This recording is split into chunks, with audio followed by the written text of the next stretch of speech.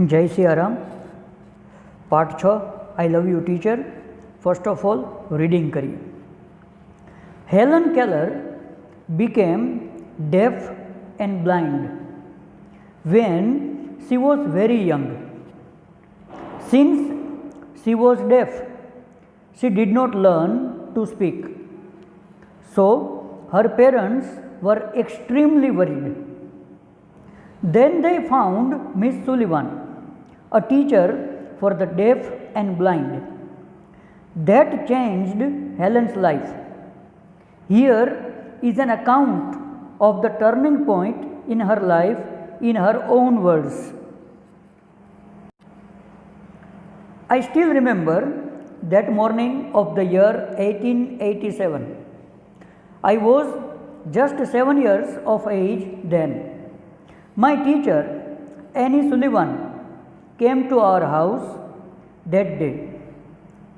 Next day, she led me into her room and gave me a doll.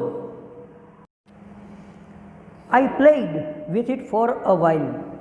Then Miss Sullivan made some finger movements on my palm. It was an exciting experience. I got interested in that play and started imitating the movements she made with her finger. When I finally succeeded in doing that correctly, I was thrilled. I did not know that I was spelling DOLL.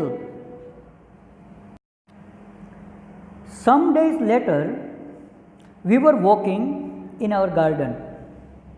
Suddenly, my teacher put my hand under the water tap. As the cool flow of water ran over one hand, she spelled WATER on my other palm. We played this game every day, touching different objects. It awakened my soul. I came to know that everything had a name. Now each name gave birth to a new thought. Every object I touched seemed to throb with life. Aha! I was connected with the world through all the words. Miss Sullivan used to take me to long walks every morning. I had a lot of questions to ask. I would write something on her palm, and in turn, she would talk into my palm as people talk into a baby's ear. My teacher satisfied my curiosity.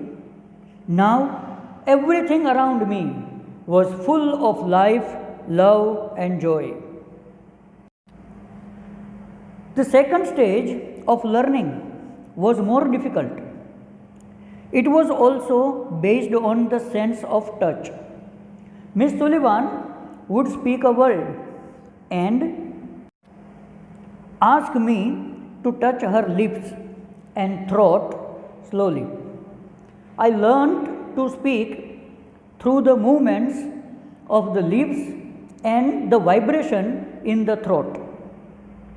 When I uttered my first word, it gave me boundless delight. Now I started talking with my toys, stones, trees, and birds in the garden.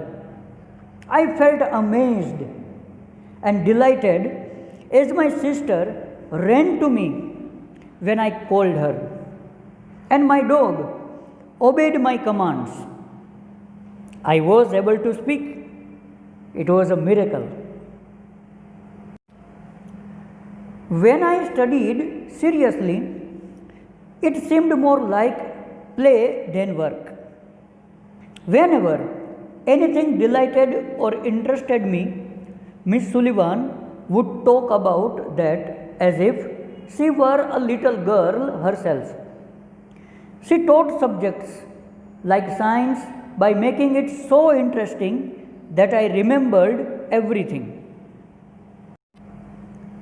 Finally, my teacher began teaching me to read. I first read raised letters and later on read with braille. I learned to write with both ordinary as well as braille typewriter. I was well on my path to becoming a well educated person. I was provided all the possible opportunities to develop my abilities, and I made the maximum use of them. I developed great confidence, and I even visited the President Cleveland at the White House. In 1890, at the age of about 10, I moved to the Perkins Institution. Here, my teacher Annie Sullivan continued to teach me. I could make friends with other blind children here. My loneliness began to disappear, and my progress of learning improved quite well. I learnt Latin, German, and arithmetic. In 1896, I moved on to the Cambridge School for Young Ladies in Massachusetts. This was really a great achievement for a lady like me who was blind, deaf, and could barely produce sounds for communication. I began writing poems and stories. Shortly before my examination, I lost my father. Although emotionally disturbed, I did my best in the examination. My teacher could not accompany me to the examination hall. There, a teacher spelled out the question in my hand, and I typed out the answers. When the result was declared, I was so full of joy to hear that I had passed all the subjects. I remember my first day at the Radcliffe College in 1900. I knew there were challenges in my way, but I was eager to overcome them. The professors looked far away as if they were speaking through a telephone. The lectures were spelled into my palms as rapidly as possible. I would note down whatever I remembered when I went back home. Here, I began to write about my life.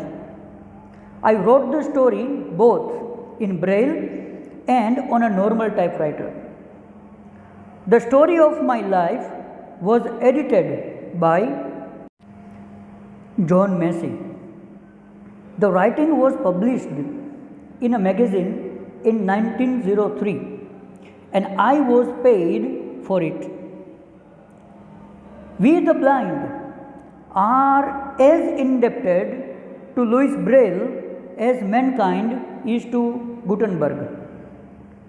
On 28th June 1904, I graduated from the Radcliffe College. I felt proud that I became the first deaf blind person to earn a Bachelor of Arts degree. I began to feel that I must educate people on ways to help the blind. My prime goal in my life was to spread awareness regarding the poor, neglected state of the blind, their innate abilities and their inspirations. I had to raise funds not only to sustain a living for myself but also to start projects to remove darkness and miseries from the lives of other blind people. I strongly felt that I must give the others what I had gained from my teacher Annie. Then came a dark cloud in my sky. I was deeply concerned about that. My teacher's eyesight was worsening day by day. As a result, she could not see clearly. She was brave enough to fight against her problem. But I was sorry because she did not heed to her problem of her eyes. Instead, she continued to help me. At last, my teacher lost her eyesight completely and became blind. By the year 1935, she sacrificed her eyesight for me. What a great sacrifice it was! If she had not supported and encouraged me to learn, I would not have enjoyed the beauty of the world. I cannot think myself apart from her. My heart always speaks, I love you, teacher. Jai Siya Ram. So, did you read with myself? If not, then you should read it again and again. What is the benefit? You can read it better. First of all, slowly, then after you can also read so a little bit fastly. Fine? Thank you very much for watching this video. Keep reading, keep learning and enjoy yourself. And now we are moving forward to understand this chapter. Jai Siya Ram.